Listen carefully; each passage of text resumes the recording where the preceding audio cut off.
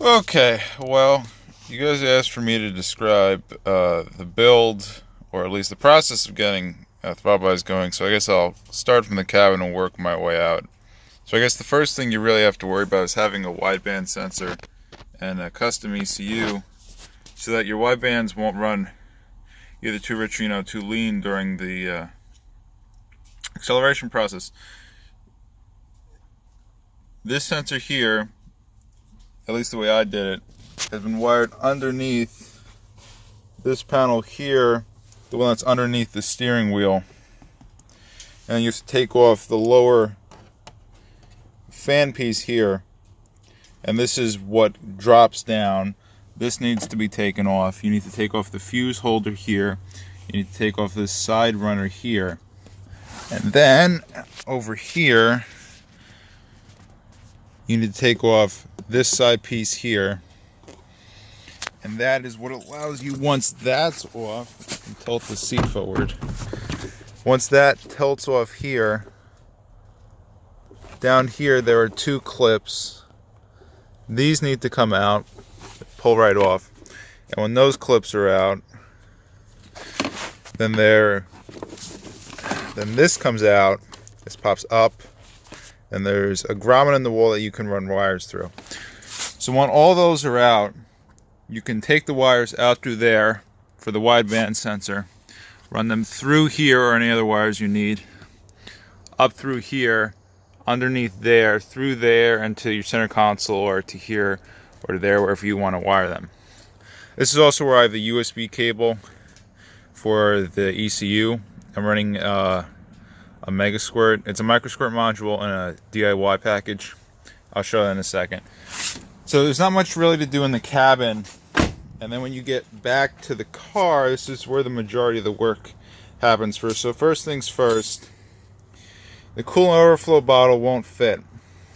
Normally it sits over here in the back right section of the engine bay, but because of the way this is put, it doesn't really fit, and it just would hit into the filter here. Now, the one solution to that is to run really short velocity stacks, but that isn't really worthwhile on a car that isn't severely cammed like this one. It's only on a light cam, so this benefits from having longer stacks. So that means longer filters, which means I don't have room for that. So if that doesn't work, you have this spot over here where the original air filter went, and I made a mounting bracket that mounts the overflow tank, which then routes back through there to the overflow. Other things you have to do with ITBs include, over here were originally plugged into either the mass airflow sensor or whatever the one on the Mark 1B model is. You need to wire in a temperature sensor, an intake temperature sensor, so the ECU knows what temperature is coming in. Because once you take out the map from this area here, make sure autofocus is on. Once you take out the map from this area here, there's nothing to tell what the intake temperature is, and also there's nothing to tell it what the state of the fuel pump is, because normally the fuel pump relies on the opening and closing of the airflow sensor, so the ECU then has to control it. That has to be rewired also. This is an idle up that's disconnected for now. That's the cruise control that's disconnected. So we'll get to the throttle bodies now. So on a standard big port, you have the TViz butterflies here, and these would mount up to the normal intake, which would be here, and then it would curve up. So for any independent throttle body setup, you need to have an adapter plate.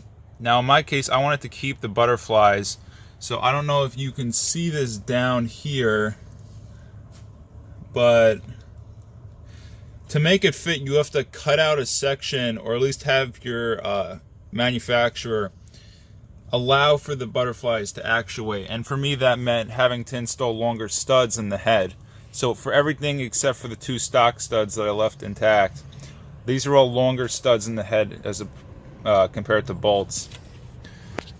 These are blacktop throttle bodies, so there is a difference between the blacktop and the silver top as far as mounting goes. So you do have to get a different mounting setup for that. This throttle bracket is also something you'll need. The stock throttle cable is long enough, if you reroute it, to go over the engine to this side to pull it this way with the stock silver top or black top bodies.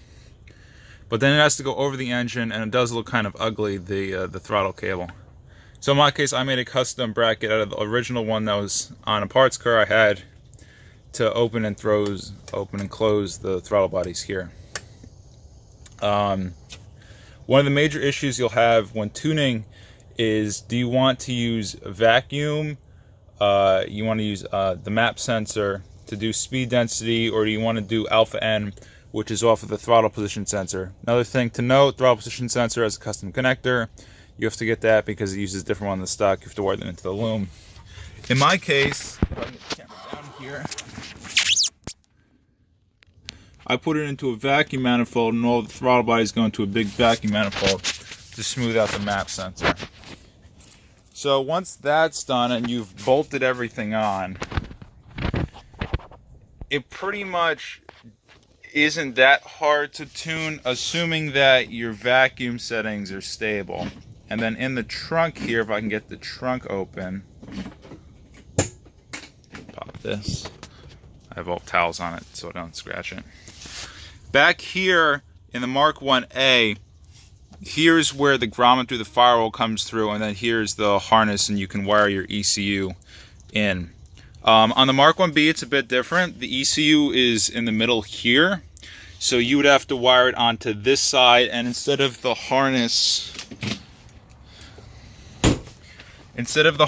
going in here, down in here, in this bottom right part of the fender, the harness ends up going into the wall here. So if you do this mod on that car, you have to worry about that.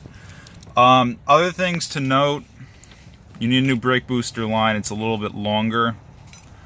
And you need to do a ground cable here. This ground cable gets disconnected from the original throttle manifold because there's nowhere to attach it, at least on my version. Let me think anything else. The one other issue I had is that, at least on mine with the way I have it set up, this doesn't fit. This had to be mounted upside down. And then I had to clamp these fuel hoses onto it to make it fit because the stock one burst. Not a big deal. It's a standard hose size. What is it? It's 3/16. So get a 3/16 hose and a clamp. You can cut off the other one, put that one on. Here on this one, this is kind of weird on the Mark 1A versus the A86. There's a little stop here that stops the banjo fitting from going on, so I had to cut this off to get this angled so it wasn't, pinching the hose.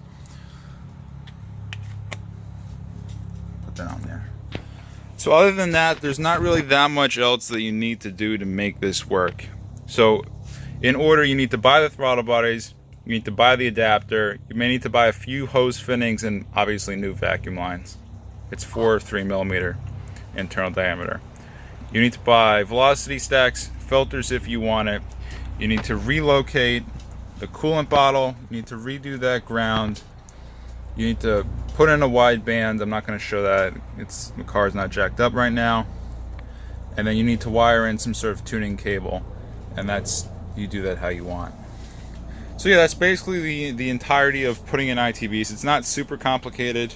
Possibly the hardest thing was to actually wire and construct the ECU, because I decided to do it by hand.